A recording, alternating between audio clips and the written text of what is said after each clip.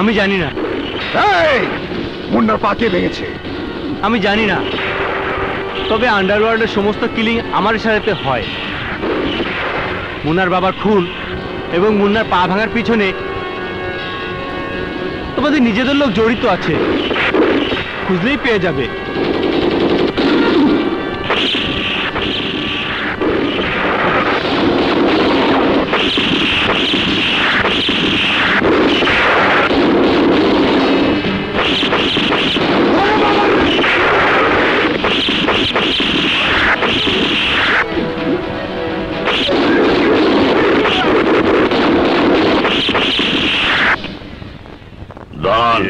বাবার সাথে দেখা হবে না, বাবার মন মেজাজ ভালো নেই।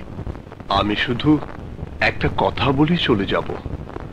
তুমি একবার সালমানকে গিয়ে বলো আমিও শিক্ষক, আমি ওর সাথে একটু দেখা করতে চাই।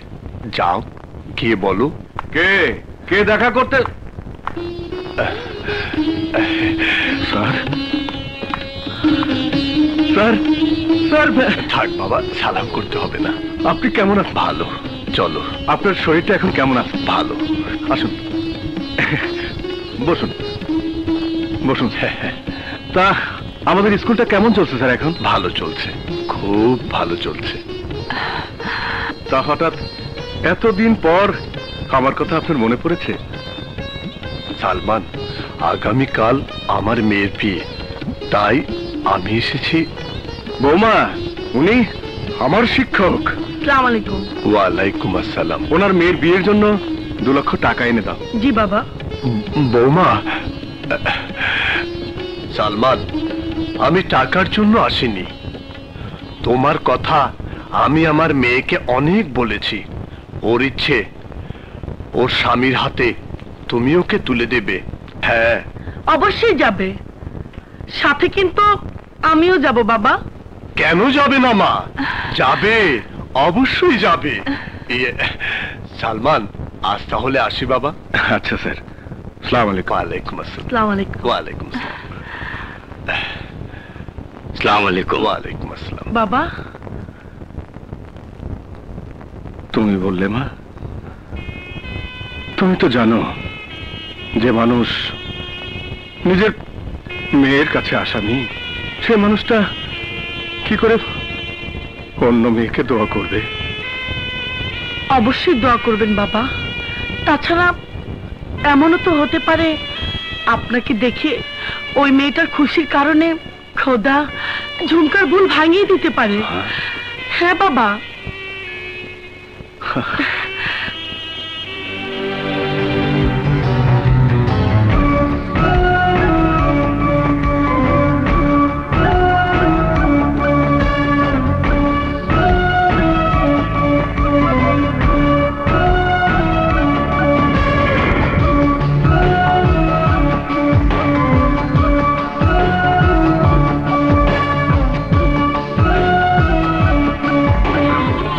ওয়ালাইকুম আসসালাম। ওয়ালাইকুম আসসালাম। সালমান, তুমি এসেছো, আমি খুব খুশি হয়েছি। মা, তুমি ভেতরে যাও। যাও মা, যাও যাও। এসো সালমান, এসো।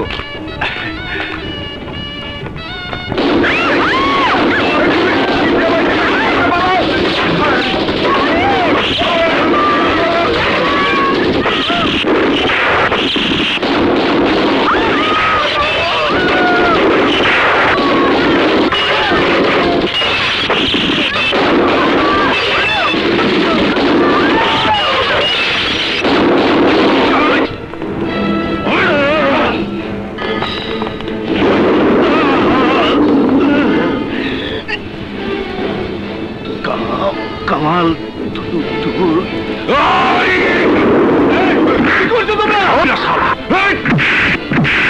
সালমান, তুমি আমার হোটেল দখল করেছিলে।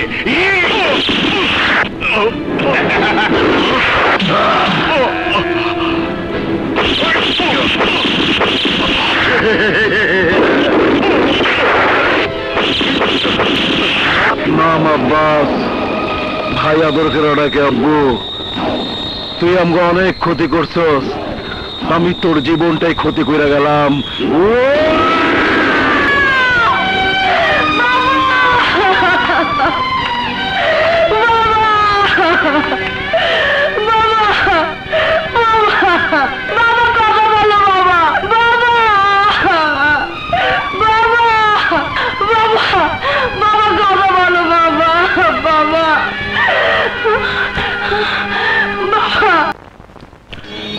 আমি তোমার কপালে সুখের না দুঃখের টিপ পড়িয়ে দিতে এসেছি তা তো আমি নিজেও জানি না রে মা। আমি তোমাকে বলছি, পরিবারের সন্তান, মৃত্যুকে বন্ধুর মতো আপন করে পথ চলতে হয় আমাদের। তবু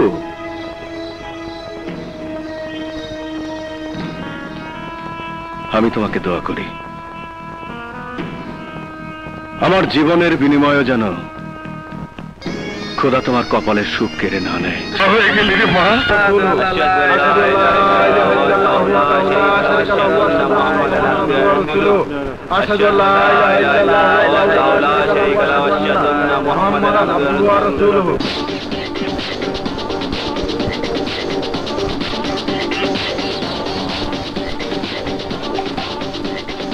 শোন কামাল, আমি জানি তোর মন খুব খারাপ। সেই আন্ডারওয়ার্ল্ডের ধান্দায় কেউ কারো ভাই না, কেউ কারো আপনজন না, কেউ কারো ওস্তাদ না, কেউ কারো সাগরেদ না। এই ধান্দায় যে বাইজা থাকবে সে তার অভিজ্ঞতা দিয়ে। যেদিন আমি এই পৃথিবীতে থাকবো না সেদিন বন্ধ হয়ে আমারই মতো গরিবের পাশেই থাকবে।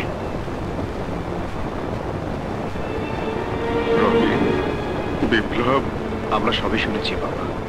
তাহলে তোরা দুই ভাই পারিস না এই মিথ্যা অপবাদ থেকে আমাকে মুক্তি দিতে? ঝুমকার কাছে আমাকে নির্দোষ প্রমাণ করার জন্য খুঁজে বের কর এই বিশ্বাসঘাতককে। তোদের কাছে আমার বিনতি বাবা, বিনতি। বাবা, তোমার আদেশ পালন করার জন্য আমরা দুই ভাই জীবন দিতে পারি, এই বিশ্বাস তোমার থাকা উচিত বাবা। বাহ, অপূর্ব।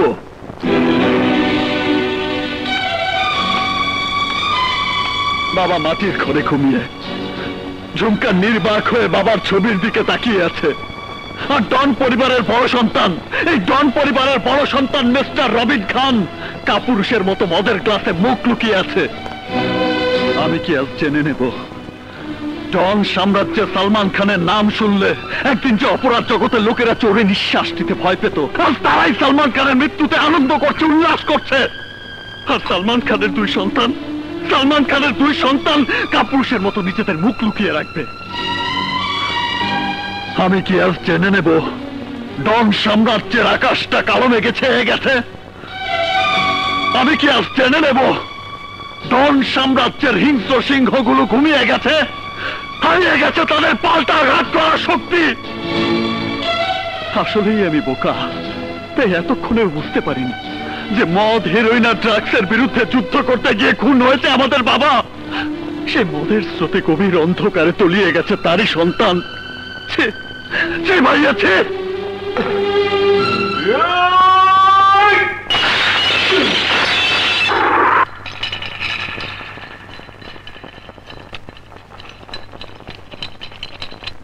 অনেক অনেক বলেছিস তুই। আরে আমি কাপুরুষ হয়ে যাইনি, আমি শুধু তোকে দেখাতে পারবো না বাবার মৃত্যুতে আমার এই বুকের ভিতরটা কিভাবে ক্ষত বিক্ষত হয়েছে। তুই কি মনে করিস আমি মদের স্রোতে অন্ধকারে তলিয়ে গেছি? না বিপ্লব, না। ওই হামজা বাবার বুক থেকে রক্ত ঝরিয়ে যে রক্তের খেলা শুরু করেছে, হামজা পরিবারে সবার বুকে রক্ত না ঝরানো পর্যন্ত এই রবিন খান রক্তের খেলা বন্ধ করবে না, বন্ধ করবে না।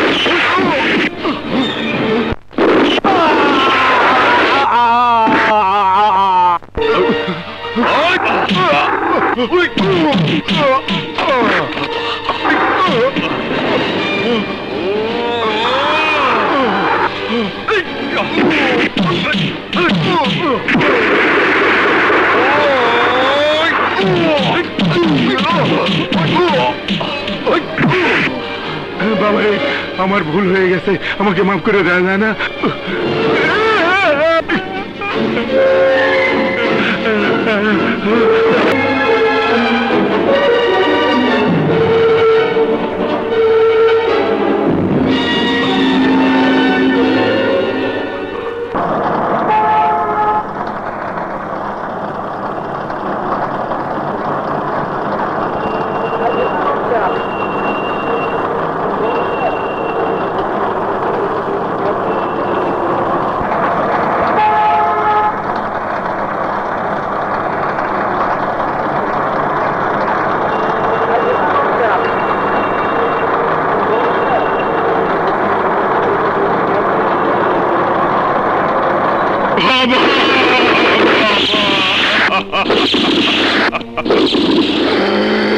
তুমি আমাকে এতিম বানিয়ে চলে গেলে বাবা, এখন আমার কি হবে, কি হবে বলো বাবা?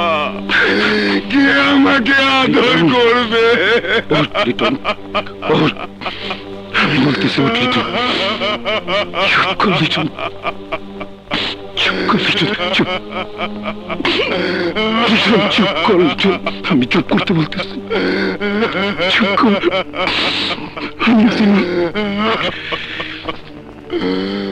দেখলি চুপ, আমগো এতিম করে কি সুন্দর ঘুমায় আছে।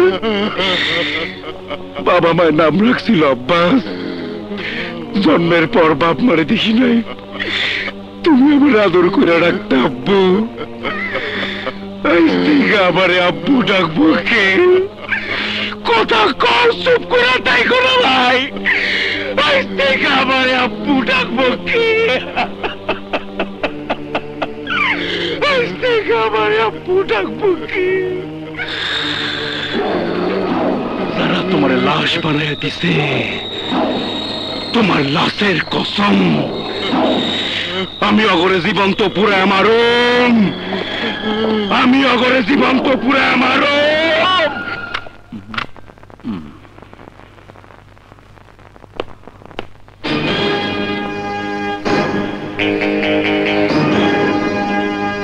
ভাইয়া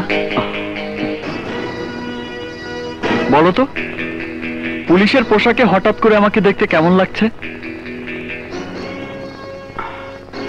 ডন পরিবারের জন্য তোর এই পোশাক বেমানান। বেমানান কেন বলেছো বুঝতে পেরেছি। নিশ্চয়ই ভাবছো একদিন এই পোশাকের জন্য তোমার শত্রু হয়ে যায় কিনা। ডন পরিবার পুলিশকে ভয় করে না। তোমার এই কথাটা ঠিক নয়। আইনকে সবাই ভয় করে। বলতে পারো আইনের মানুষ এই ডন পরিবারের মতো হাজারো ডন পরিবারকে ভয় করে না। আর এই কথাটা আমি প্রমাণ করে দেব। হামজা পরিবারের হাতে বাবার মৃত্যুর কথা আমি ভুলিনি, তাই আইনকে অমান্য করে নয়, আইনের মাধ্যমেই ধ্বংস করে দেব এই হামজা পরিবারকে। এ আমার আইনের পবিত্র পোশাকের কসম।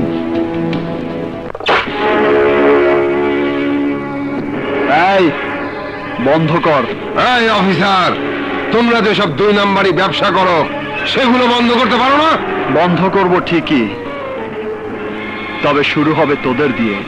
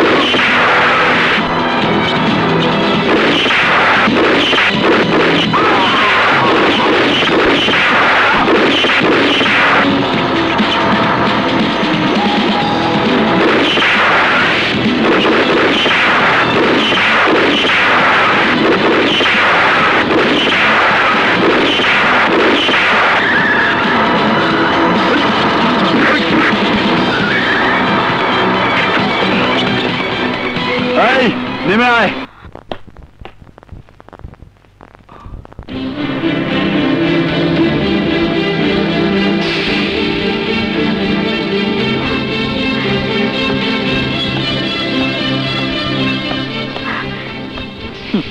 সেদিন তো খুব বড় বড় কথা বলেছিলে, এখন নোংরা পোশাক পরে মানুষের সামনে দেহ দেখিয়ে নাচতে গাইতে তোমার লজ্জা করে না? এত তাড়াতাড়ি তোমার অহংকার মিথ্যে হয়ে গেল? হ্যাঁ, মিথ্যা হয়ে গেছে। কেন হয়েছে, কার জন্য হয়েছে দেখতে চাও, শুনতে চাও? এসো দেখো, আমার ভাইকে দেখো।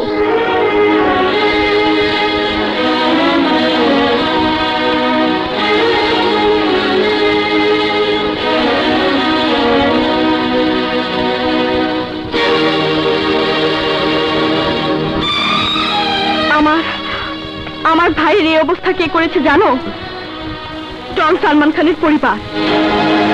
সালমান খানের গুন্ডা বাহিনী আমার বাবাকে খুন করেছে, আমার ভাইকে পঙ্গু করে দিয়েছে, আমাকে ছোট পোশাক পরিয়ে মানুষের সামনে নাচতে বাধ্য করেছে। শুনুন মিস্টার, আমি আজ হোটেলে নাচছি আমার ভাইয়ের পাতা ভালো করার জন্য, না ওই ডন সালমান খানকে। আমার এই জীবনের জন্য কাকে দায়ী করবে? আমাকে, না ওই ডন পরিবারকে? প্রেমা, এই কৈফিয়ত চেয়ে তোর কি হবে? ভুল তো আমি করেছিলাম।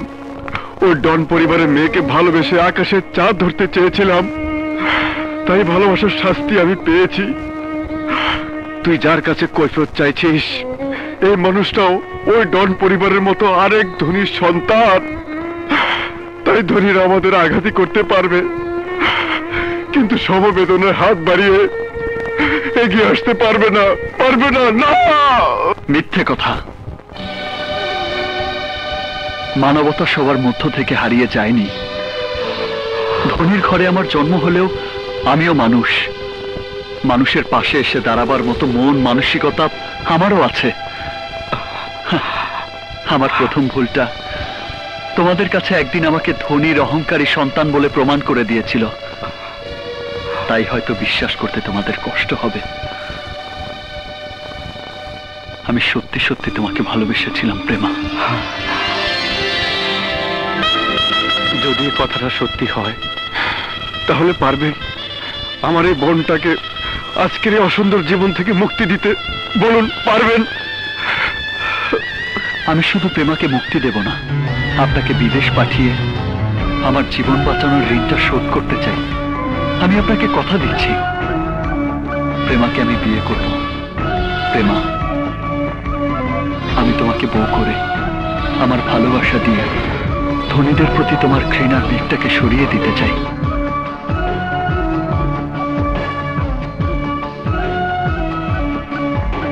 কি বলতে চাস তুই? বলতে চাই, এই ডন পরিবারের ঝলমলে আলোর বাইরে এই ডন পরিবারের প্রতি মানুষের ঘৃণার কালো মেঘ কি পরিমাণে জমা হয়ে আছে তা তুমি দেখোনি ভাইয়া, আজ আমি দেখে এসেছি। অথচ আমরা আমাদের মিথ্যা অহংকারকে প্রতিষ্ঠিত করার জন্য ডন সেজে বসে আছি। বলতে পারো আগুনে জ্বলে পুড়ে মরেছে আমাদের চাচা, আর বুকের তাজা রক্ত ঢেলে দিয়ে আমাদের বাবা। জানি, আমি সব জানি।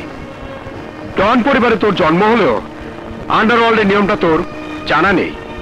আন্ডারওয়ার্ল্ডের ইতিহাসটা পড়ে দেখ, দেখবি এই জীবন থেকে বেরিয়ে কেউ বাঁচতে পারেনি। মিথ্যে পাতাটাকে টেনে ছিঁড়ে ফেলতে লিখতে পারে নতুন ইতিহাস। বেশ, তোর পরনে আইনের পোশাক, ছিঁড়ে ফেল ইতিহাসের পাতা। প্রমাণ করে দে ডন চক্রের ক্ষমতার চেয়ে তোর আইনের ক্ষমতা অনেক অনেক বেশি। সালাম করো।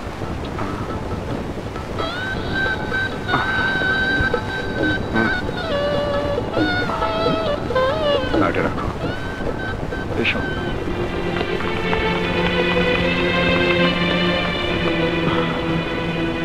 পায়েল, আমি কি এত বড় অপরাধী? বিপ্লব বিয়ে করলো অথচ আমাকে জানালো না। সবকিছু ঠিক হয়ে যাবে, ঠিক হয়ে যাবে।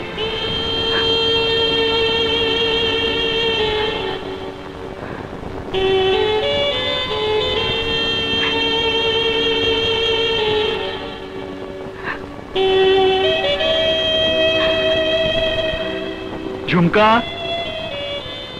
ঝুমকা, তোর ভাবি।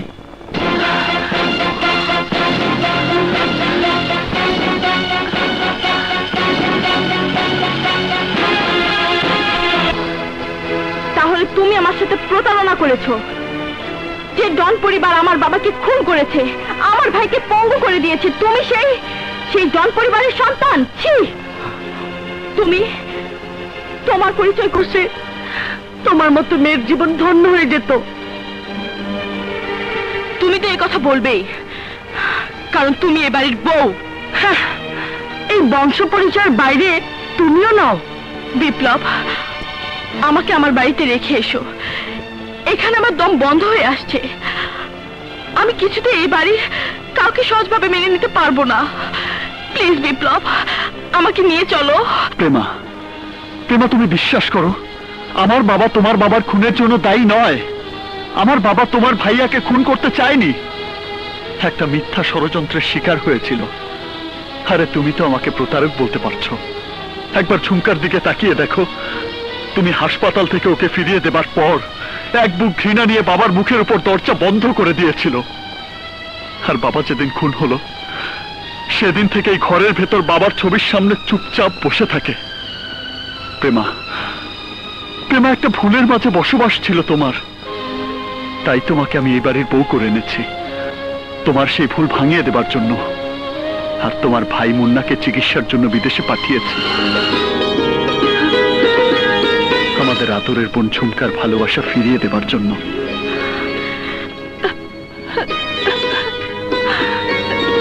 বেশ, আমি এই বাড়িতে একটা শর্তে থাকতে পারি।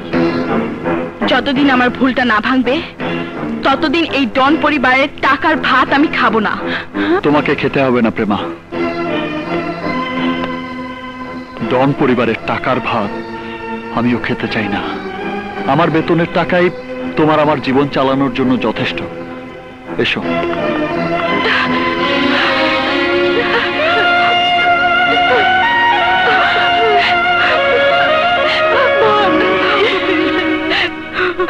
বিপ্লব, তোমাকে নিয়ে ডিপার্টমেন্টে আলোচনা চলছে। তুমি কেন তোমার নিজের ভাইয়ের ডনগিরি বন্ধ করছো না? ডিপার্টমেন্টের ধারণা তোমার ভাইকে সাহায্য করার জন্যই তুমি পুলিশের চাকরি নিয়েছো। স্যার, আমার বিরুদ্ধে যদি আমার ভাইয়াকে সাহায্য করার প্রশ্ন উঠেই থাকে, তাহলে আমি এই সন্দেহের প্রশ্ন থেকে অবশ্যই নিজেকে মুক্ত করব। আমার ভাইয়াকে ডনগিরি থেকে সরিয়ে এনে তার সমস্ত বৈধ অবৈধ আর্মস আইনের কাছে জমা দিতে আমি বাধ্য থাকব। আরো প্রমাণ করব আমি সত্যিকার অর্থে আইনের সেবক। আইনের চেয়ে আমার কাছে রক্তের সম্পর্ক বড় নয়।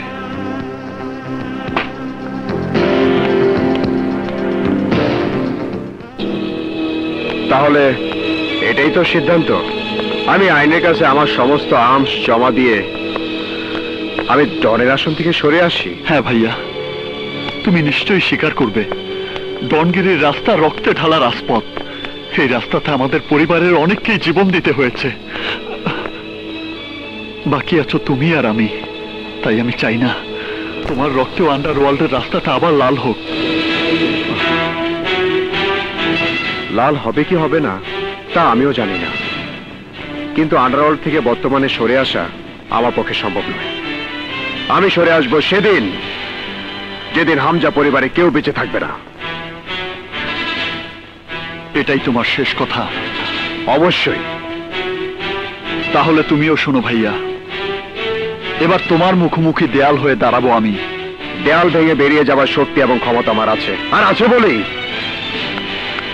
তোকে চ্যালেঞ্জ করে বলছি, আগামীকাল ঠিক 5টার সময় সালনার জঙ্গল দিয়ে আমি কোটি টাকা সোনা নিয়ে যাব। পারলে তুই বাধা দিস।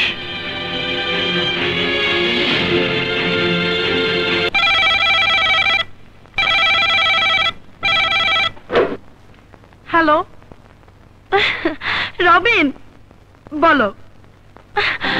কি বললে তুমি? তুমি জনতা ক্লিনিকে? ও মাই গড, রবিন, রবিন। ভয় পাওয়ার কিছু নেই, সব ঠিক হয়ে যাবে। বলো কে তোমাকে গুলি করেছে? বিপ্লব। বিপ্লব? কি বলছো তুমি? ঠিকই বলছি। তোমার ভাইয়ের পা ভেঙে দেবার প্রতিশোধটা নেবার জন্য তোমার স্বামীকে দিয়ে আমার স্বামীর পায়ে গুলি চালিয়েছো। বুবু, চমৎকার। প্রতিশোধ নেবার কায়দাটার তুলনা হয় না প্রেমা। তুমি বিশ্বাস করো বুবু, তোমার এই অভিযোগ সম্পূর্ণ মিথ্যা। অতটা ছোট মনের মানুষ আমি নই।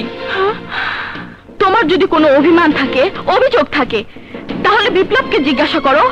বিপ্লবই বলতে পারে কেন রবিন ভাইয়ের পায়ে গুলি করেছে। আমি পায়ে গুলি করেছি স্যার, ধরা তাকে পড়তেই হবে। হ্যালো, হ্যাঁ বলছি। স্যার, আপনার জন্য একটা গোপন খবর আছে। ইন্সপেক্টর বিপ্লব পুলিশের চোখকে ফাঁকি দেবার জন্য একজনকে গুলি করে সালমা ক্লিনিকে চিকিৎসা করাচ্ছে, আর আইনের সামনে প্রমাণ করতে চাইছে তার ভাইকে গুলি করেছে। ইন্সপেক্টর বিপ্লবের এই মিথ্যে নাটক করার উদ্দেশ্য হচ্ছে সে নিজেই তার ভাইকে কোটি কোটি টাকার সোনা পাচারের সুযোগ করে দিচ্ছে। Hello hello, any news sir? Biplab, আমার সাথে তোমাকে ক্লিনিকে যেতে হবে। ওকে স্যার, চলুন। এসো।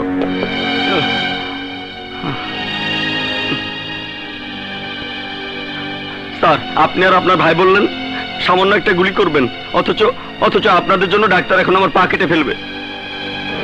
কে তুমি? এসব কি বলছো? এখন তো আমি টাকা চাই না স্যার, এই নেন আপনাদের দেওয়া টাকা, এখন আপনি আমার পা ভালো করে দেন। You bastard! বিপ্লব, অন্যায় করে আইনের সাথে প্রতারণা করে আবার অভিনয় করছো? স্যার, স্যার এসব ষড়যন্ত্র, মিথ্যা কথা। আমি সত্যি সত্যি আমার ভাইয়াকে গুলি করেছি, বিশ্বাস করুন। ওকে আমি চিনি না স্যার। বিপ্লব, তোমাকে আমি বিশ্বাস করেছিলাম, কিন্তু এখন বুঝতে পারলাম তুমি আইনের পোশাক পরেছো তোমার ডন ভাইকে সাহায্য করার জন্য। স্যার, তুমি মিথ্যাবাদী, তুমি প্রতারক, তুমি একজন অসৎ পুলিশ অফিসার। তাই এই মুহূর্তে তোমাকে আমি সাসপেন্ড করলাম। আমি অফিসে গিয়েই তোমার সাসপেন্ড লেটার ইস্যু করব। স্যার, স্যার আমার কথা শুনুন স্যার।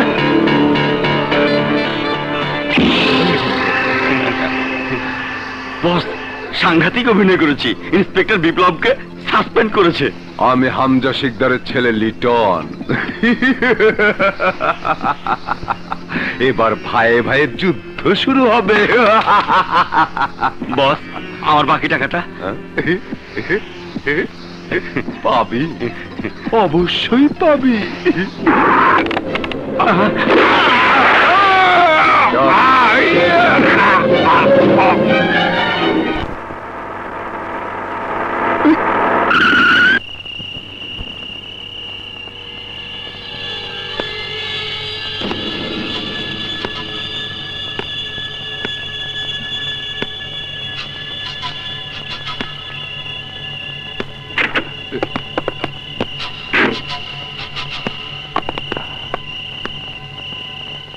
এই কে তুই?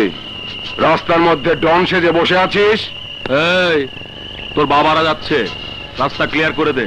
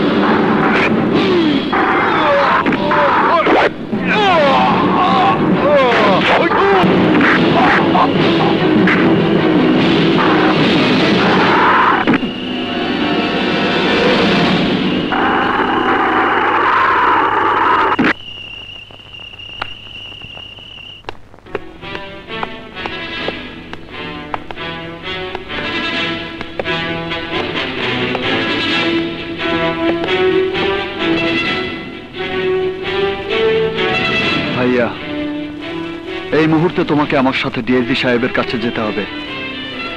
কারণ? কারণ তোমার জন্য আমি সাসপেন্ড হয়েছি, তাই আমাকে আইনের কাছে নির্দোষ প্রমাণ করার জন্য তোমাকেই দরকার।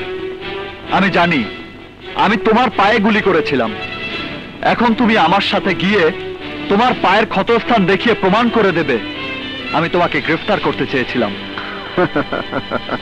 পারবি না, কারণ পুলিশ যদি এত সহজে ডনদের অপরাধী হিসেবে প্রমাণ করতে পারত, তাহলে অনেক আগেই তোর এই পুলিশ ডিপার্টমেন্ট আমাকে গ্রেফতার করতে পারত। আমাকে সারেন্ডার করার দায়িত্বটা তোকে দিত না।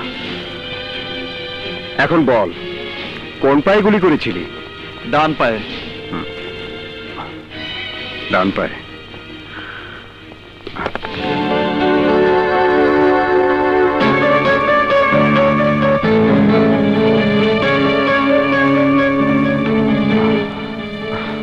কে অবাক হয়েছিস? শোন, পুলিশের চাকরিটা চলে গেছে, এতে দুঃখ করার কিছু নেই। বাবা যখন বেঁচে ছিল তখন বাবার পাশে ছিলাম আমি, তাই আমি তোকে বলছি এবার তুই আমার পাশে এসে দাঁড়া। অসম্ভব, তোমার পাশে তো আমি দাঁড়াবই না, বরং এই বাড়ি ছেড়ে আজ এই মুহূর্তে আমি চলে যাব। প্রেমা, প্রেমা, প্রেমা, প্রেমা, এই বাড়ি থেকে একদিন তুমি চলে যেতে চেয়েছিলে, আজ আমি বলছি এই মুহূর্তে আমি তোমাকে নিয়ে এই বাড়ি ছেড়ে চলে যাব। দাও, যাবার আগে ঝুমকার একটা ব্যবস্থা করে যাও। বাবার মৃত্যুর সময় আমাকে বলে গিয়েছিলেন আমরা যেন ঝুমকাকে ওর ভালোবাসা মুন্নার সাথে বিয়ে দিয়ে দেই। এখন তোমরাই বলো, বাবার কথাটা রক্ষা করার জন্য ঝুমকার দায়িত্ব কে নিবে? আমি নেব।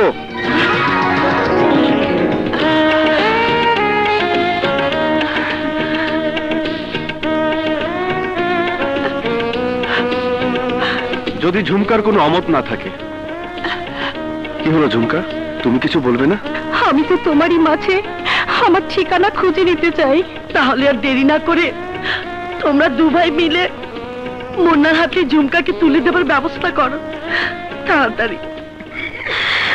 তুই মরে গেলি রে লিটন, লিটন, তুই আমার জান, আমার আব্বা জান, তুই আমার এতিম মরে গেলি লিটন।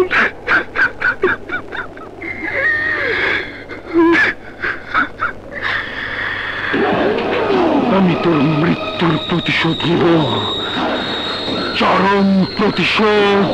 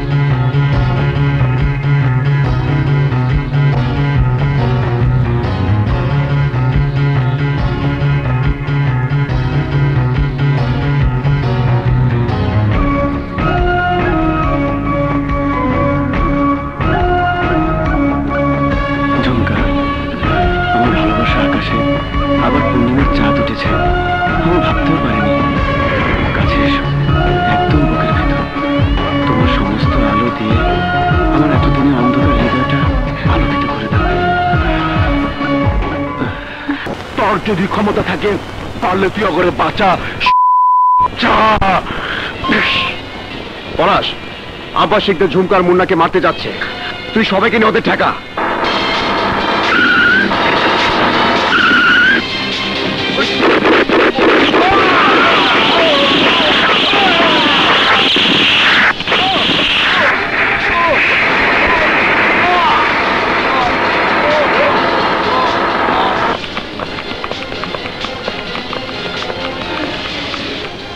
ঝুমকার বিয়ে হয়ে গেছে, এখন থেকে আমি তোমাকে আর কোনো অপরাধ করতে দেব না।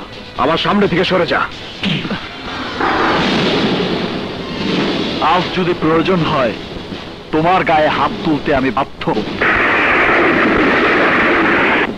তুই আমার গায়ে হাত তুলবি? হ্যাঁ, আমার গায়ে হাত তুলবি? হ্যাঁ, এই রবিন খানের গায়ে হাত তুলবি? তোল তোল!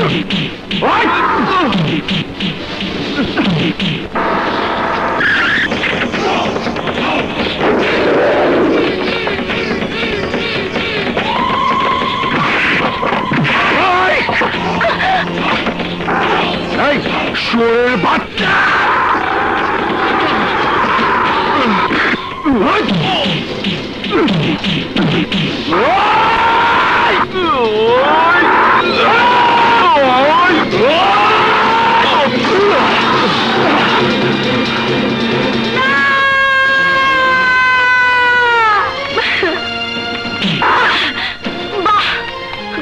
বাহ, সুন্দর।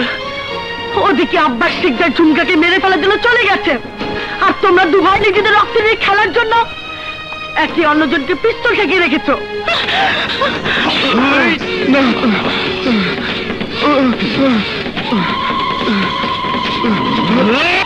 কি বলছো ভাবি? হ্যাঁ হ্যাঁ, এই কথাটা চিৎকার করে বলে দাও, ঝুমকা এখন মৃত্যুর মুখে।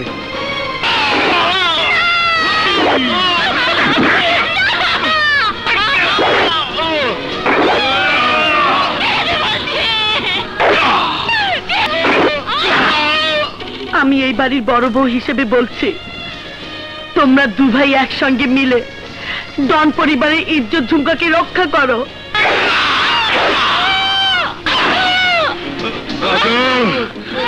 বাড়ির সহ লাশ দুইটারে পোড়া দে।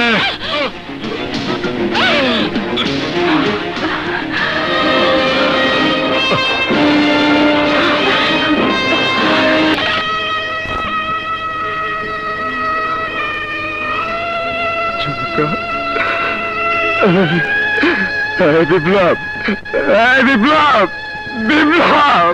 ঝুমকার লাশ কবর দেওয়ার আগে আমাকে গুলি করে মেরে ফেল, আমাকে গুলি করে মেরে ফেল।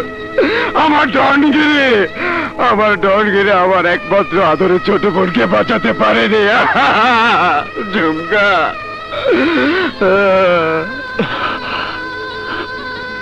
এ কথা আজ তোমার মুখে মানায় না ভাইয়া।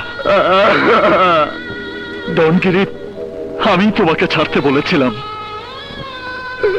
কিন্তু কিন্তু এই মুহূর্তে আমি তোমাকে বলছি, চোখের পানি মুছে ফেলো, বুকের মধ্যে প্রতিশোধের আগুন জ্বালিয়ে দাও, শেষ করে দাও এই আব্বাস শিকদারকে। হ্যাঁ, আমি বলছি, আর এই জন্য বলছি, আব্বাস শিকদারকে ধ্বংস করে শেষ করে দেব সমস্ত ডন সাম্রাজ্যকে। তাই আজ হবে রক্তের বদলে রক্তের হোলি খেলা।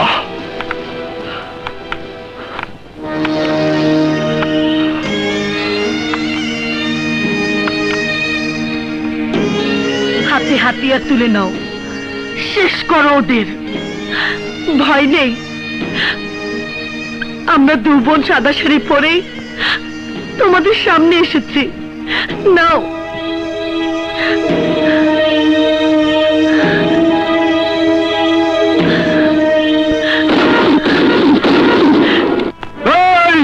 সবাই সতর্ক থাক, আমার অর্ডার ছাড়া যাতে একটা কাকও আকাশে না ওড়ে। চারিদিকে পাহারা দে।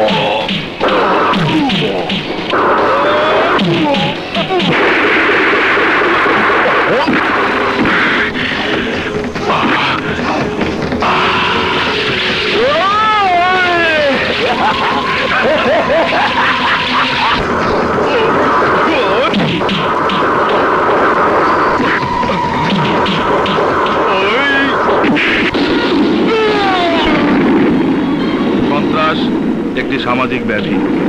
এই সত্যটাকে বিশ্বাস করে ডন পরিবারের দুই সন্তান রবিন খান এবং বিপ্লব খান নিজেরাই আইনের প্রতি শ্রদ্ধা জানিয়ে সমস্ত বৈধ অবৈধ অস্ত্র জমা দিয়ে উচ্চতর আদালতের কাছে সুন্দর জীবনে ফিরে আসার জন্য আবেদন করে।